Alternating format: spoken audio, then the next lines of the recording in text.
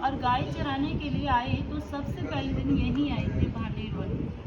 जब भगवान गाय चराने के लिए आते थे तो कंस उनको मारने के लिए नए नए राक्षस भेजता था। कंस ने एक राक्षस भेजा था बक्सासुर, जो कंस का चचेरा भाई था। वो आया गाय के बछड़े के रूप में और जाकर भगवान की गायों में मिल गया। भगवान ने देखा ये तो कोई राक्षस है, तो भगवान ने उसका वध कर दिया। तो ग्वालवाल कहने लगी, कन्हैया तुमने गाय के बछड़े की हत्या कर दी, तो गौ हत्यारा हो गया, तुझे सभी तीर्थों का स्नान करना होगा। तो ठाकुर जी ने सभी तीर्थों को यहीं पर बुलाया। बाहर एक कुआं है सामने, उसे अपनी बंसी से प्रकट किया, उसमें विराजमान हुए। तो सभी तीर्थों ने अपना रूप करके भगवान को स्नान कराया। जब भगवान की शुद्धि हुई थी तो उस कुएं में सभी तीर्थों का जल है। जब कभी भी सोमवती या अमावस्या होती है तो उस दिन इस कुएं का जल सफेद हो जाता है। जिन माता बहनाओं की संतान नहीं होती हो, गर्भ खंडित हो जाते हो, तो वो यहाँ आकर इस कुएं पे स्नान करे और इस मंदिर में मनोकामना बोले तो उन्हें संतान की प्राप्ति होती है। दूसरी लीला है राधा कृष्ण के विवाह की, जो बहुत से भक्तों को नहीं पता कि राधा कृष्ण की शादी हुई। पता इसलिए नहीं क्योंकि ज्यादातर भक्त भागवत सुनते हैं और भागवत में इसके बारे में कोई जानकारी नहीं आती। हमारे 18 पुराण, उनमें से एक आता है ब्रह्म वैवर्त पुराण। उसमें दिया हुआ है कि एक दिन नंद बाबा कान्हा जी को अपनी गोद में लेकर यहाँ भांडेर वन में गाय चराने के लिए आए। गाय चराते चराते अचानक से मौसम खराब होने लगा, आंधी तूफान आने लगा, जोर जोर से बारिश होने लगी। तूफान की वजह से पेड़ की डालियां टूटने लगी। तो नंद बाबा घबरा गए कि मैं अपनी गायों को लेकर कैसे पहुंचूंगा घर, अगर नहीं जाऊंगा तो उस छोटे से बालक का क्या करूं, ऐसे सोच विचार कर रहे थे। तभी बहुत जोर से बिजली की कड़कड़ाहट उठी तो उससे भयभीत होकर कान्हा जी रोने लगे और नंद बाबा के कंठ को पकड़ लिया।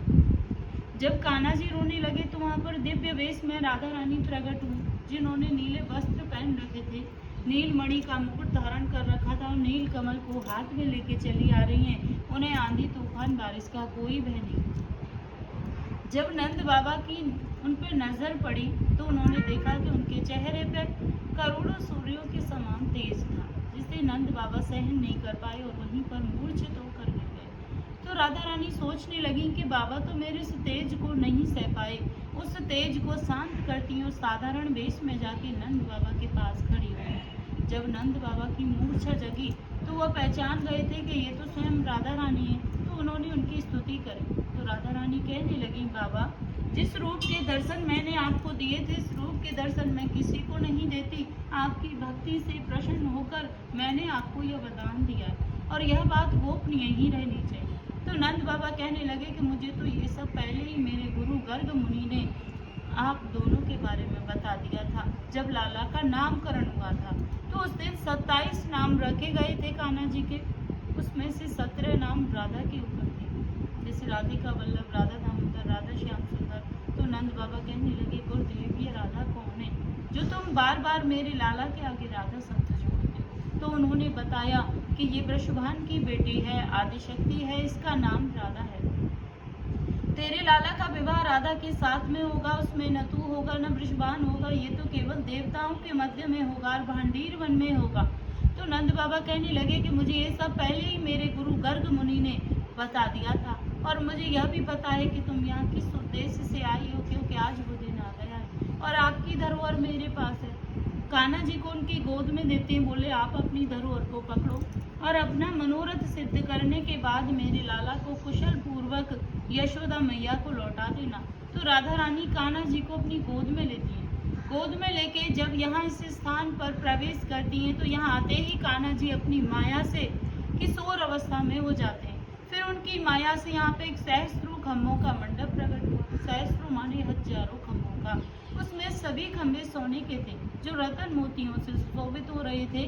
बीच में एक सिंहासन था, वह भी सोने का था, जिसपे चढ़ने के लिए 7 सीढ़ियां थी। तो राधा कृष्ण दोनों से सिंहासन पर विराजमान हुए। तभी ब्रह्मलोक से ब्रह्मा जी आते और अपने कमंडल में से जल लेकर राधा रानी के श्री चरण कमलों को धोते हैं, उनसे उनके चरणों की भक्ति का वरदान प्राप्त करते हैं। फिर पूरी वैदिक रीति से उन दोनों का विवाह कराने लगे।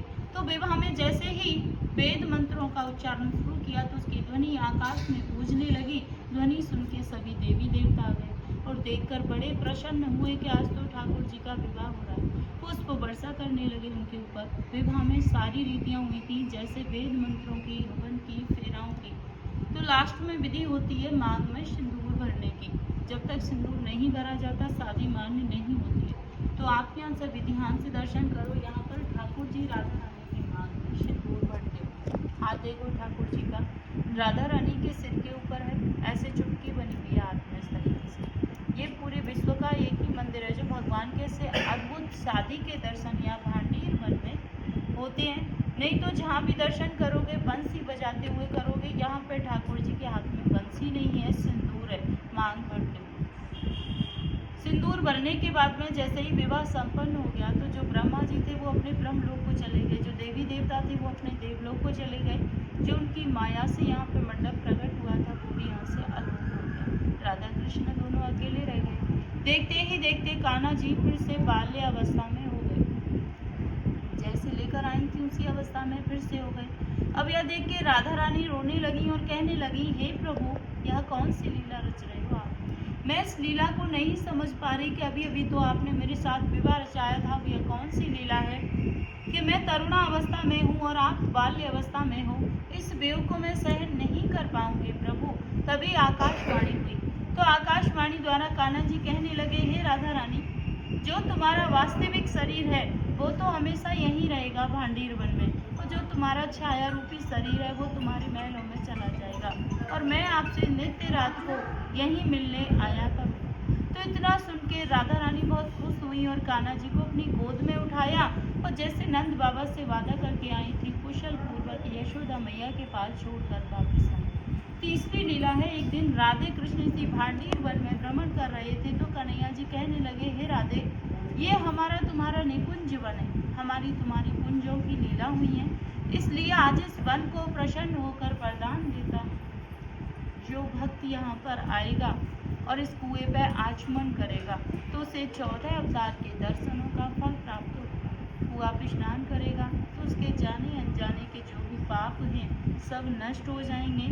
मंदिर में बैठ के कोई मनोकामना बोलेगा तो उसकी मनोकामनाओं को पूरी करूँगा। या फिर कोई भक्त यहाँ पर एक रात्रि निवास करेगा, कुआ पे स्नान करेगा, फिर मांग बिहारी के दर्शन करेगा तो उसे गौलोक की प्राप्ति होगी। यहाँ बैठ के कोई चीज खाएगा तो उसे इंद्रलोक की प्राप्ति होगी। या यहाँ पर कोई गौदान करेगा तो उसकी 73 पीढ़ियों का उद्धार होगा। इतना सुनने के बाद राधा रानी घबरा गई और बोली, हे प्रभु, आपने तो इतने वरदान दे दिए, इतना होने पर तो यहाँ भक्तों की इतनी भीड़ हो जाएगी कि 24 घंटे भक्त रहेंगे, हमारे तुम्हारे मिलने में बाधा पड़ जाएगी। तो ठाकुर जी बोले, हे राधे, गोप नियम, ये मेरा गुप्त स्थान है, यहाँ पर हर कोई नहीं आ सकता। जिसके ऊपर मेरी विशेष कृपा होगी वही भक्त यहाँ पर आ सकता है, अन्यथा हर किसी को मैं यहाँ आने नहीं दूंगा। तो जब जिन भक्तों के ऊपर ठाकुर जी की विशेष कृपा होती है वही भक्त यहाँ तक पहुँच पाते हैं। बोलिए राधे राधे। राधे राधे। की जय। की जय।